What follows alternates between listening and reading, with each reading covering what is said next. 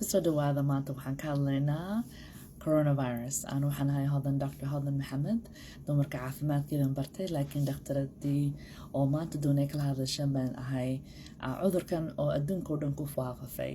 Coronavirus wuxuu bilaabmay sanadkii ka hore, and waxaa la yidhahdaa coronavirus disease COVID-19 because wuxuu 2019 ayaa cudurkan laga helay magaalada yar Wuhan in wadanka Shiinaha.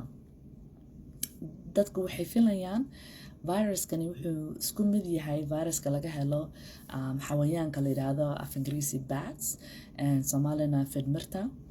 And dadka waxay filayaan viruskaasi ayaga laga helaa marketka dukaamaha oo cuntada ayaa market oo furan sida bacdweyn oo kale ayaan dadku halkaa cunto ka cunay meelaha agmarayn. dad baa qufacayay, dad baa hindhisayay, dad baa xumad hayay, dad baa xanuunkiisa u soo hayay. laakiin haddaad qofka aragtid qufacaya, hargab in yar, xumad yar, waxaad moosa hargab. waxaa jira hargab oo virus oo fluga sida af Ingiriis lagu yidhaahdo aan anybody ku dhici karo, qof kasta ku dhici karaa.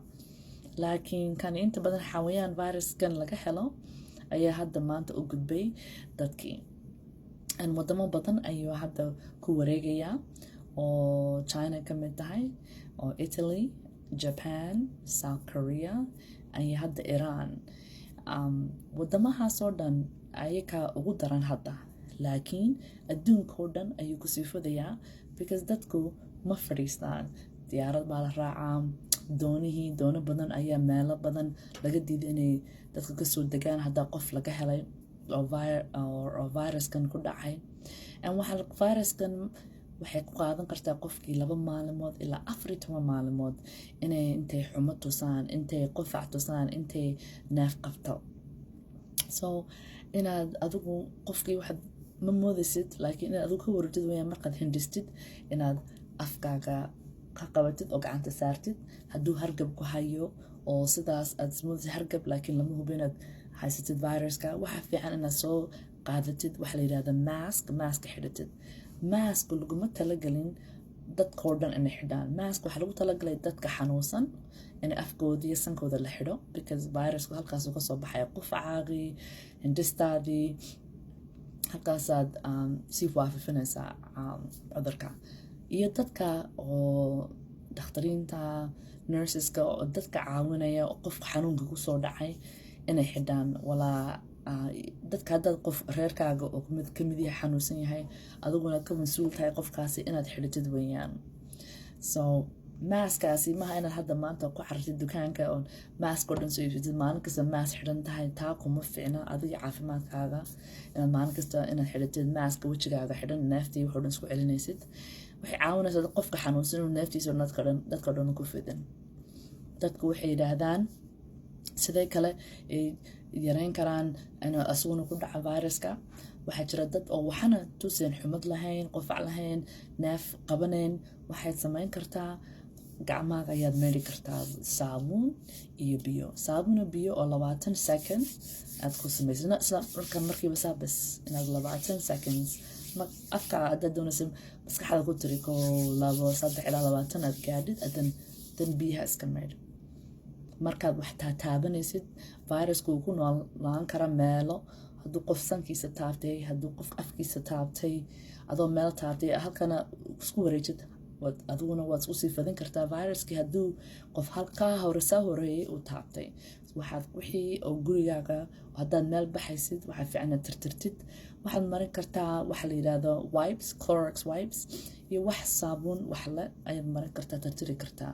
nadaafadu way fiican tahay inaad maalin kasta nadaafadaada inay fiicnaata, laakiin way kasii daran tahay marka hadda laga wareeyo viruskan.